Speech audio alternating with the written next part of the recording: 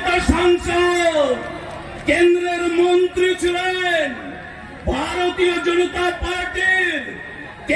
তাই আমরা এই লোকসভা থেকে 2014 নির্বাচনে নরেন্দ্র মোদীকে প্রধানমন্ত্রী করার জন্য এই কেন্দ্র থেকে প্রথম বিজেপি এই আহ্বান রেখে প্রত্যেককেই সঞ্জয় সিং ভাই রমেশ ঘোষ এবং সাথে সাধারণ মাঝি মিঠুন দাকে সম্বর্ধনা দেবেন। ভারত মাতা কি, ভারত মাতা কি, ভারত মাতা কি। মাননীয় এবং আচরণ চলে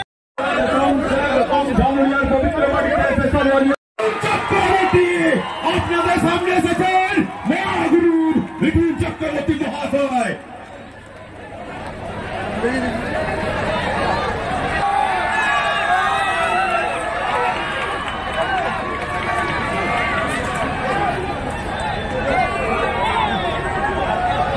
বসে যান।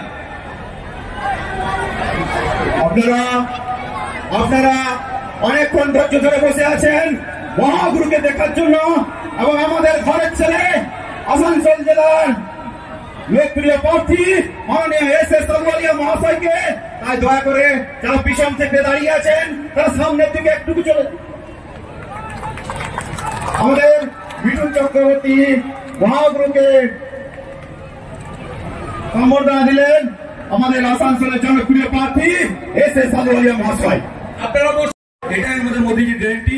ঘরে ঘরে চাকরি হবে, ঘরে ঘরে যে জল সেটা পৌঁছাবে এবং ঘরে ঘরে যে আমাদের প্রকল্প আছে সবাই বাড়ি পৌঁছে দেবে। এটাই মোদীজির প্রকল্প, এটাই মোদীজির গ্যারান্টি। ধন্যবাদ। ভারত মাতা কি। অপেক্ষা করে যারা আজকের এই সভায় আমাদের মহাগুরু সম্মানীয় মিঠুন চক্রবর্তী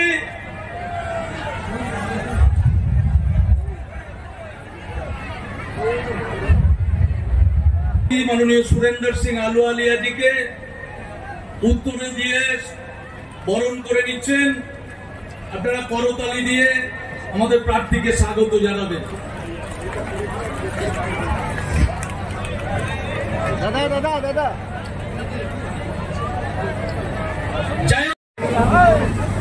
গুরুদেব মিঠুন চক্রবর্তী, তার সঙ্গে উপস্থিত আছেন মঞ্চাসীন আমাদের স্থানীয় নেতৃত্ব, কুলটির এমএলএ সাহেব, দুর্গাপুর পশ্চিমের এমএলএ সাহেব আর এই বিপুল জনসমুদায়, যার মধ্যে আমাদের মা বোনেরা আছেন, বয়োজ্যেষ্ঠ গুরুজনরা আছেন।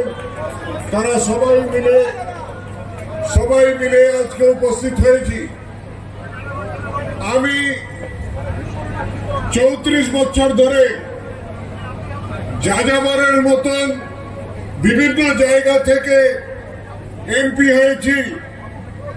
প্রথমে বিহার থেকে 12 বছর, ঝাড়খণ্ড থেকে 12 বছর, তারপর বাইচুং ভুটিয়াকে দার্জিলিং এ পরাস্ত করে এমপি হলাম।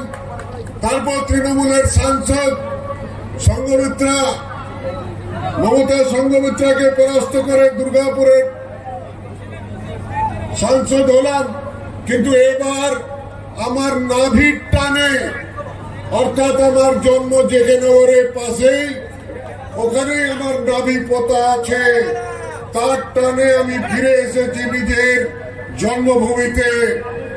এখানে প্রার্থী হয়ে নরেন্দ্র মোদীজি এবার পাঠালেন আমাকে এই বলে, দেখি এখান থেকে নিজের জন্মভূমি থেকে তুমি নির্বাচিত হয়ে আমাদের এই কথাটা বলো। আজকে কিন্তু আমি একটা কথা বলছি আপনাকে, 399 হয়ে গেছে। আসানসোল সিট জিতলে 400 হবে। হবে কি হবে না? দুই মুঠো বেঁধে বলুন, 400 হবে কি হবে না? দুই মুঠো বন্ধ করে বলুন, ভারত মাতা কি, ভারত মাতা কি, ভারত মাতা কি। জয় শ্রীরাম, জয় শ্রীরাম। যে সরকারি স্কুল রয়েছে আপনার ছেলেকে পড়ানোর জন্য সেই স্কুলে পোস্টিং দিয়েছে, তাহলে বলুন তো ওই মূর্খ লোকটার কাছে আপনার ছেলে কি শিখবে? তাহলে আজকের এই যে তৃণমূল সরকারের রাজনীতি সবকে বড় ব্যবসা, আর 3 হলো শিক্ষার ব্যবসা। এই ব্যবসাগুলো দেখবেন কত কত আরোপ করতে না। আজকে যদি আপনার চিন্তা করুন, ভারতীয় জনতা পার্টি যেটা মানুষকে দেখাতে চাইছে যে এই ব্যবসাগুলো তৃণমূলের বড় বড় নেতারা কি 34 বছরে সিপিএম করে এসেছে বলে আপনারা চিন্তা করুন তো, এত বড় ভারতবর্ষে কোন রাজ্যে দেখেছেন? 34 বছর রেখেছিলাম, কিন্তু ওনারা কি করলেন? আমাদের দেশকে আরো তলানিতে ঠেকে দিয়ে গেলেন। আজ আমরা জানি যে ছেলেটা জন্ম হয়নি সেই ছেলেটা মাথায় 50,000 টাকা করে আমাদের দিতে চাই। পুরো দেশ দেখার দরকার নেই। আপনারা দেখুন জামুরিয়া যারা রয়েছি, কেন আজ আমি এই কথাটা বলছি এই কারণে যে আমরা যদি জামুরিয়ার বাসিন্দা জামুরিয়া দেখি, তাহলে আসানসোলের বাসিন্দা আসানসোল দেখবে, রানীগঞ্জের বাসিন্দা রানীগঞ্জ দেখবে। তাই প্রত্যেকে আগে নিজের ঘরটা দেখুন, কেন লোকের দিকে আঙুল তুলতে গেলে প্রথমে নিজের ঘরের দিকে দেখতে হয়। তাই জামুরিয়া বাসিন্দাকে বলবো যে ফ্যাক্টর যে সামনের বাস্তব কথা আমি তুলে ধরলাম, একবারের জন্য চিন্তা করবেন যে ছেলে মেয়েগুলো যখন চাকরির জন্য যান, শামসেল গগনে চাকরি পায়, তখন একটাই কথা বলা হয় যে আধার কার্ড নিয়ে এসো বীরভূম, বাঁকুড়া কিংবা অন্য ডিস্ট্রিক্টে। এই কথাটা ভেবে যখন 13 মে আপনারা ভোট দেবেন জামুরিয়ার রোদ্দুরে গরমে তাদের সবাইকে ধন্যবাদ। আমার যে মুসলমান ভাই বোনরা দেখছিলাম এসেছিল তাদের সালাম আলাইকুম। Thank you. দেখুন এখানে আমি বক্তৃতা দিই না, কেন বক্তৃতা যা করেছে সরকার না করেছে সেগুলো তো আমাদের লিডাররা আপনাদের জানিয়েছে। আমি আমার সেকেন্ড টাইম বলে আপনাদের বোর করতে চাই না।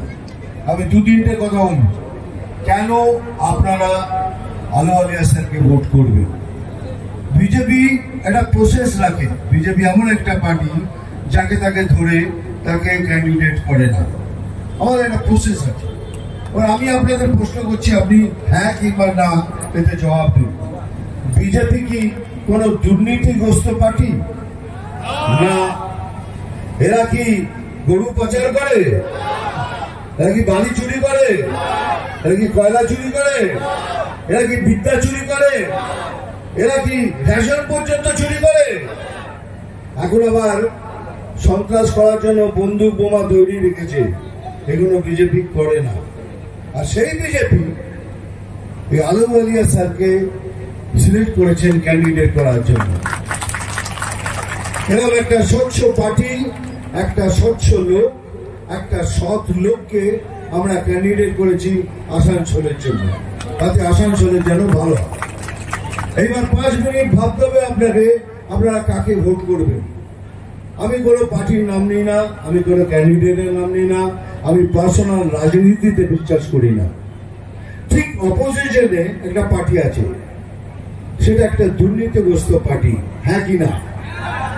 তারা গরু চুরি করে, তারা কয়লা চুরি করে, হ্যাঁ। তারা বালু চুরি করে, হ্যাঁ। তারা বিদ্যা চুরি করে, হ্যাঁ। তারা রেশন চুরি করে, হ্যাঁ। এরা সবকিছু চুরি করে। তারা সিলেক্ট করেছে একটা ক্যান্ডিডেটকে। এবার আপনারা ডিসাইড করুন আপনারা কাকে ভোট করবেন। এটা আপনাদের উপর ছেড়ে দিলাম এই জন্য, কেন ভবিষ্যৎ আপনাকে তৈরি করতে হবে। সেই জন্য বলছি সবাই বিজেপি জয়েন করুন, বিজেপিকে ভোট দিন। আমরা আপনাদের একটা নতুন বাংলা উপহার দেবো। এটাই মোদি গ্যারান্টি, এটাই মোদি গ্যারান্টি। বারবার বলে বেড়াচ্ছে বন্দুক পাওয়া গেছে, বোম পাওয়া গেছে, এগুলো সব সাজানো, সিবিআই সাজিয়ে করেছে। সিবিআই তো সাজিয়ে করবে, কারণ সিবিআই এর কোনো জায়গা ছিল না, ওই জায়গাটাই ছিল। আর একটা জায়গা থাকতো, আর একটা নাও হতো। এগুলো বলার কথা বলবেন, মিথ্যার প্রচার চলবে। মুসলমান ভাই বোনদের বলছি, এই সিএএ নিয়ে মিথ্যে প্রচার হচ্ছে, এই মিথ্যা প্রচারে যাবেন না। এই আইনটা, এই কানুনটা নাগরিকত্ব কেড়ে নেবার কানুন নয়, এটা নাগরিকত্ব দেওয়ার কানুন।